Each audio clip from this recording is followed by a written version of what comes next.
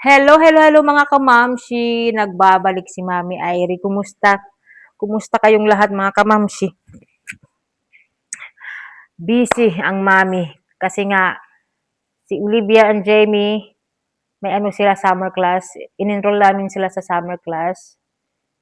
Si Ellie hindi na namin in-enroll para makapagpahinga si Ellie. Yung dalawa lang kasi nga, nabibisi sila sa computer mga kamamshi. Ang purpose namin kaya in-enroll namin sila sa summer class ay para hindi sila mag-computer. Ayan. Yan ang ano namin, rason. Isang ano, number one na rason kung bakit namin sila in-enroll sa summer class. Actually, nung una, ayoko sana kasi nga gusto ko magpahinga.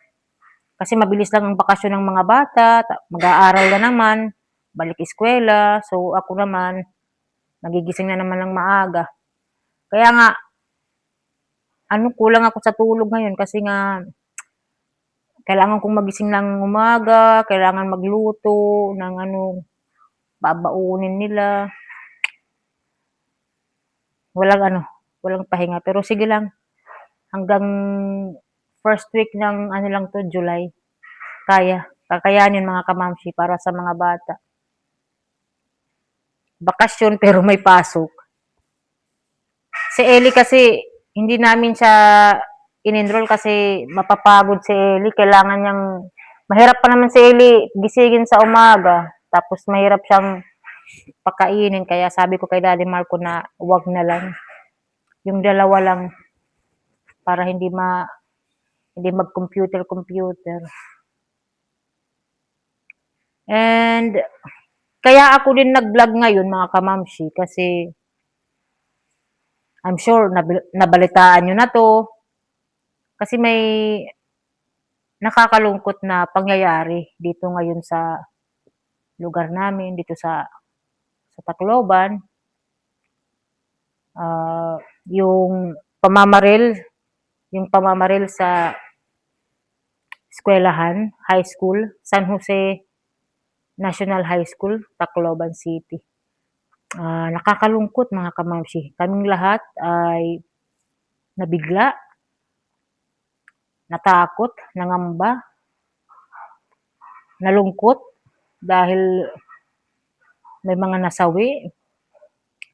Basta, halo-halong emosyon mga kamamshi. First time yan dito sa Tacloban ata.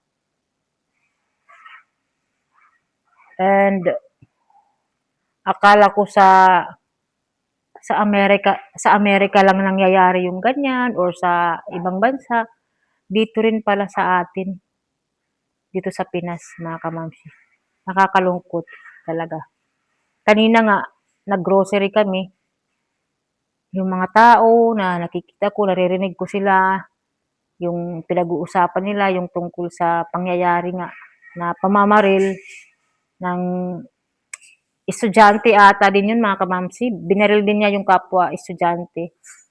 Malungkot talaga. Tapos may nakita pa ako na mga video na nagiiyakan yung mga estudyante sa loob ng classroom. Na talaga ako, nalungkot bilang isang magulang mga kamamsi. Nalungkot, apektado ang nanay. Sabi ko parang wala na talagang kahit saan ba, hindi na safe ba mga kamamsi.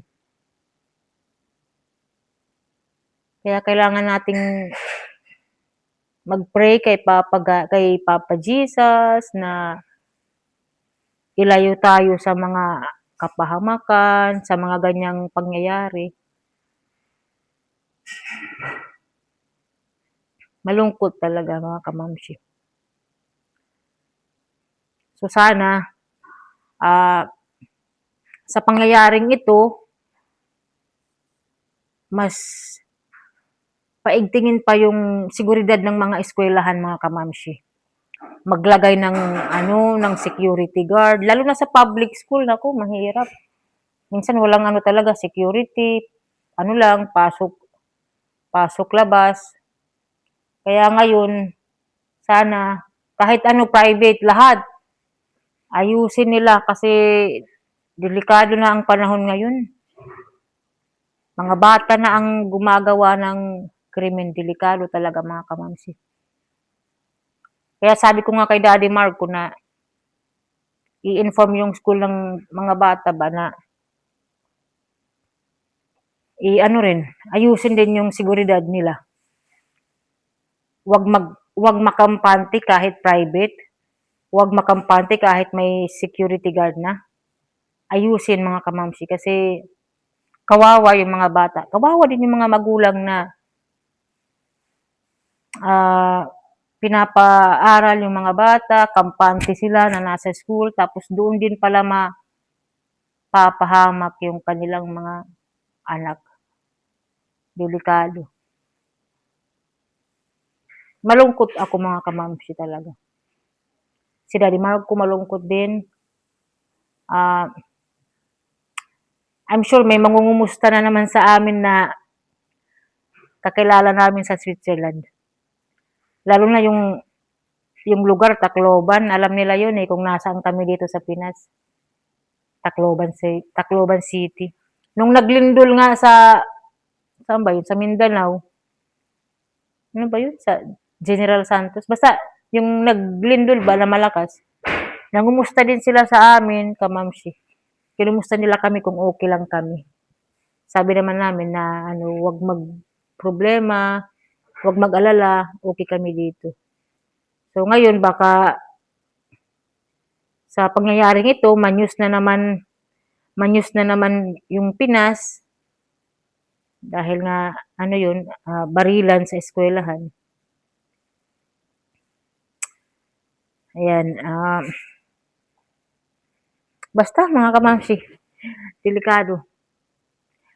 Nag-video lang ako mga kamamsi para i-share ko sa inyo yung opinion.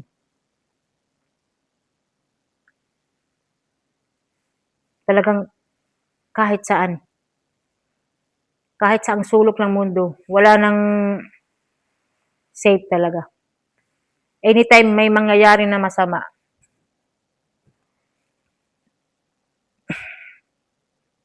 And sana, mga kamamsi,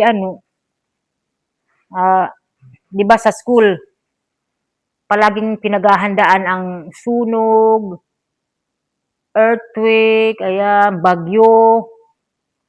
Di ba yan sila? Tinuturuan yung mga estudyante kung ano ang dapat gawin pag may lindol. Sana, sa pangyayaring ito, sana rin sila mag-conduct ng kung ano ba ang dapat gawin kapag may mga ganyan na insidente, barilan, turuan nila yung mga estudyante kung ano ang dapat gawin mga kamamsi, di ba? Kasi, na yan, parang mauulit din yan mga kamamsi. Sana wag naman, pero mangyayari pa rin yan sa mga, hindi natin alam, sa mga susunod na buwan, susunod na taon. Mas maganda yung handa. Katulad niyan, yung mga estudyante nagpanic, di ba? Hindi nila alam kung ano yung gagawin. So maganda yung DepEd, mga kamamsi, magsagawa sila ng mga ganyan na yung pag-iwas ba or kung anong dapat gawin pag may mga shooting. Kasi malaking yan tulong. And ang opinion ko din mga kamamsi, cellphone. Isa din yan sa mga nakaka-impluwensya sa mga bata ngayon, yung internet mga kamamsi. Kaya nga si Jamie and Olivia, wala silang cellphone. Si Jamie, sa klase nila, siya lang atang walang cellphone. In-explain namin kay Kuya Jamie, mga kamamsi, na hindi pa siya pwedeng magkaroon ng cellphone. Ayaw kasi namin siya na na maano ba, masanay sa cellphone mga kamamshi, yung mag-swipe, magtingin-tingin sa mga internet, Facebook, ayaw namin ng ganyan mga kamamshi. Hangga't maaari, iniiwas namin yung aming mga anak sa ganyan. Siguro kung mag-provide man kami ng cellphone sa kanila, yung matatawagan lang sila, pang emergency. Pero sa mga Facebook, ayoko. Ayoko na magkaroon sila ng ganyan mga kamamshi. Kasi para para sa akin na yan malaking bagay talaga yan sa mga bata. Malaking impluwensya talaga yan mga kamamshi. Kasi kung ano-ano na lang ang napapanood sa YouTube, sa Facebook, di ba? TikTok. Kaya malaking yan, impluwensya sa mind ng mga bata. And ang sabi raw, hindi pa confirm, ang sabi raw, kaya nagawa ng mga estudyante. I'm not sure kung estudyante rin ba. Basta, ang sabi, binubuli daw sila, kaya ginawa nila yun yung pangbabaril. Mahirap din naman mga kamamsi talaga ang nabubuli dahil ako, nung bata ako, binubuli ako. Talagang mahirap. Minsan ayaw mong pumasok. Mahirap talaga, kaya bilang magulang, sabihan natin yung ating mga anak na huwag mambubuli, huwag mga away ng mga bata, kapwa nila estudyante. Ako sila Jamie and Olivia, Ellie, sinasabihan ko sila na hindi mang-away, mang-bully ng kapwa estudyante nila. Sabi ko, love, love, love, love, love, love, lahat. 'Di ba mga kamamsi? Para hindi mag-away-away, walang mga bully-bully ba, pantay-pantay lahat sila. Nire-remind ko yung dalawa mga kamamsi. Lalo na si Olivia and Jamie kasi malalaki na sila. Nire-remind ko yan sila lahat na wag mag-bully or mang-aaway ng kapwa estudyante. Lahat kaibigan. Kaya responsable din nating mga magulang, mga kamamsi, na pagsabihan yung ating mga anak na ganyan, bawal mag-bully, mag-away. Mahirap talaga yung ganyan na sitwasyon. Nakakalungkot. Malungkot dito sa Tacloban dahil nga sa pangyayaring yan. Yung mga bata na trauma, yung mga guro na trauma din yun. Grabe mga kamamsi. Sana may tumulong sa kanila. Dahil hindi yan madali na pagdadaanan nila. At saka, ang isa pa mga kamamsi, yung mental health awareness para sa mga bata, sa mga estudyante. Kasi, lalo na ngayon talaga, na, ayun nga, sa cellphone, sa Facebook, talagang malaking epekto talaga sa mental health ng mga bata.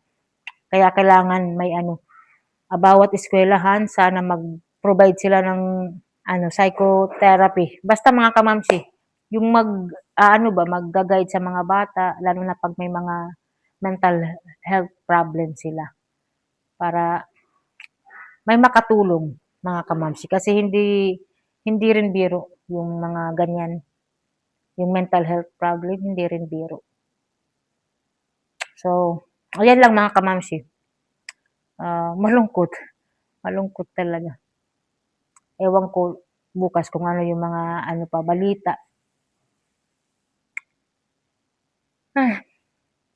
Ayan. So, see you sa next video mga kamamsi. Maraming salamat ulit sa patuloy ninyong panonood ng aming video. Ayan. Bye-bye!